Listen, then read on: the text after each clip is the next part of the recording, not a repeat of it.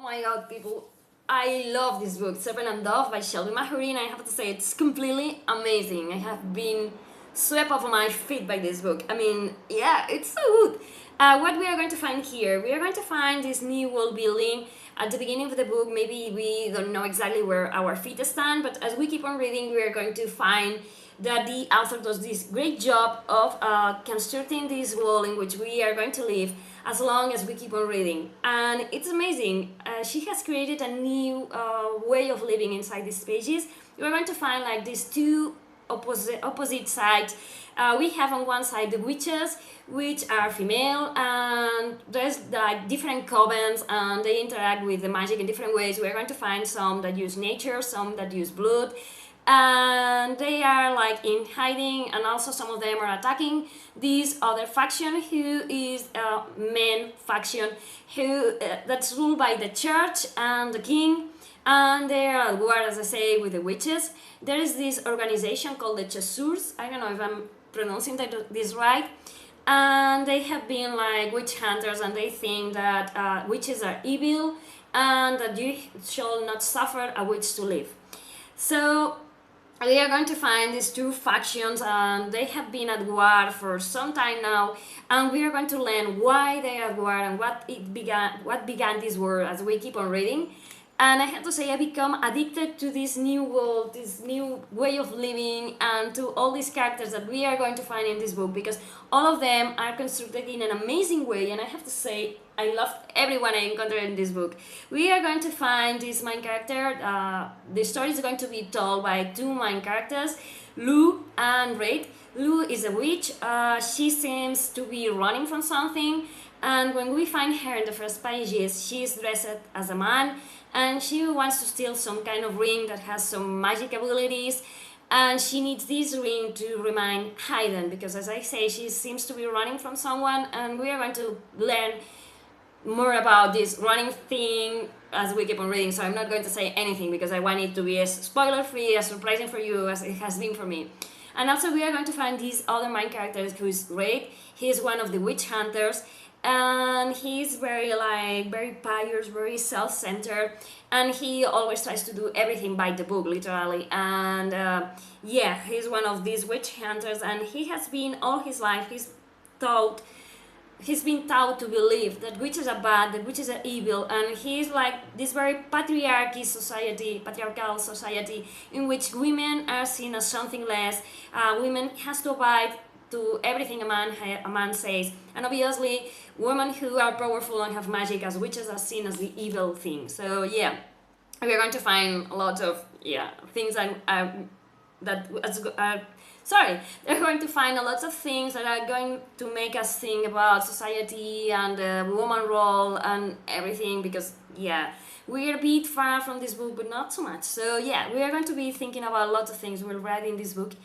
Also, one of the good things is that when these two main characters get thrown together, it's not an insta-love. I hate insta-love, but they began to find some common ground as we keep on advancing on the book, and they began to find some way of connect with each other and to have some, as I say, common ground, and to bridge some ways of thinking and try to understand the other part. And I found this amazing. So this is a very strong book with very strong and powerful characters. I love the female friendship between Lou and Coco. They both are witches, and they both seem to be running from something. They maybe find that the world as it is, it's not as it should be, and they're trying to find their own way and to change the way of the world. So they find each other in a moment when both of them are vulnerable, and they grow up together and being friends.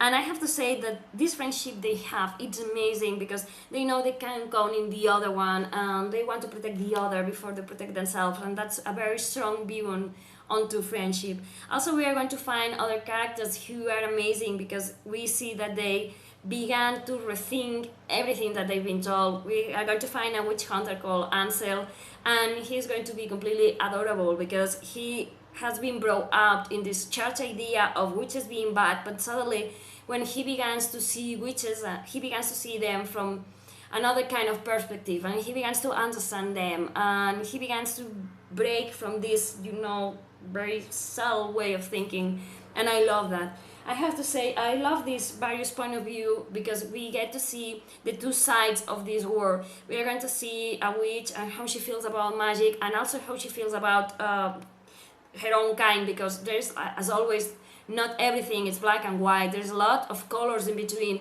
and there is evil witches, there are good witches, and there is some good witch hunters, maybe, I don't know, we will see when we keep on reading. And I love that this book shows you so many sides on this of the same thing. As I said, you have witches, and you can see them as all bad if you look from the side of the witch hunters, but when you see it from their own people, you can see that, you know, they're different kind of persons, a different kind of magic, different kind of people, and that's amazing. And also with the Chaucers, the witch hunters, we are going to see what makes them tick, why they are the way they are, and why they hang witches. And we are going to learn about the dangers of having people think for ourselves, of being told what we should do or what we should think about the other. So this book is a very powerful book because, as I say, it makes you think a lot about different things, about prejudices, about seeing the world in different colors, in different lights. I have to say, I love the world that Shelby has created in these books, and all the characters that populate the book are amazing.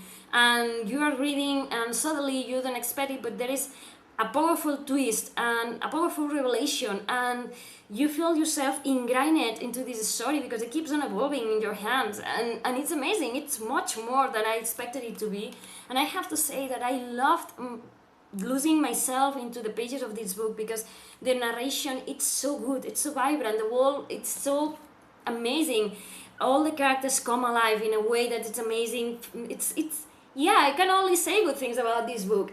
If you like dark fantasy, if you like stories about witches, about witch hunters, about opposites becoming something more than opposites, if you want to understand where a war began, why people are doing what they're doing, if you want to read a book about female liberation, about breaking the boundaries of your own thoughts, if you want to read a book about dark fantasy, about people who stand for what they believe in, about discovery, about an amazing way of writing that transports you into these pages. If you love good characters in a way that they're created so good that you believe that they are human and they are there with you and that you can relate to them and that you can empathize with them, pick this book because you are not going to regret it.